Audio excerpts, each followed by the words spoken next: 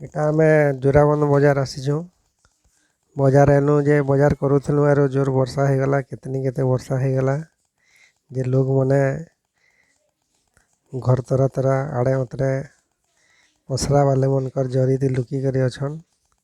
ଆପଣମାନେ ଦେଖୁଥିବେ କେତେ ବର୍ଷା ହଉଛି। ଏଇଟା ସବୁ ତୁନ ଶାଗ ମାନେ ଯାହା ବସିଥିଲେ ପସରା ବାଲେ ମାନେ ସବୁ ଭିଜି ଯାଇଛେ ଆଉ ସବୁ ଅଟକି କରି ଅଛନ୍। ଯେମାନେ ବଜାର କରି ଆସିଥିଲେ ଏଇଟା ଭାଇମାନେ ବି ସେମାନେ ବି ପସରା ବାଲେକର ଜରିରେ ଲୁକିଛନ୍। ଆର୍ କିଏ ଭିଜୁଛେ ତ କିଏ ଲୁକିକରି ଅଛେ। କେତେବେଲେ ବର୍ଷା ଛାଡ଼ିଲେ ତୁନ ଶାଗ ଘିନିକରି ଯିମୁ ବୋଲଛନ୍। ପସରା ବାଲେ ମାନେ ବି ଫ୍ରେଶ୍ ଟମାଟୋ, ବାଇଗଣ, ପୋଟଲ, ଭେଣ୍ଡି ସବୁ ବସେଇଛନ୍। ସବୁ ଭିଜି ଗଲାନ, ସବୁ ଟାକିଛନ୍ ଯେ କେତେବେଲେ ବର୍ଷା ଛାଡ଼ିଲେ ଯିବା ବୋଲିକରି। ହେଲେ ଚାରିଆଡ଼େ ତ କିଟ କିଟ କରି ଅନ୍ଧାର କରିଛେ। ବର୍ଷା ଜୋରଦାର ହେଇଛେ।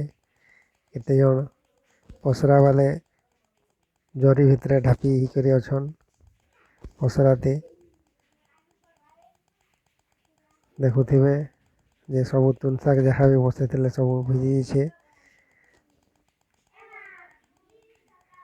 ବର୍ଷା ଛାଡ଼ିଲେ ଲୋକମାନେ ଆର୍ ବଜାର କରି ଆସିବେ ଆଉ ତୁନ ଶାଗ ଘିନିକରି ଘରକେ ଯିବେ।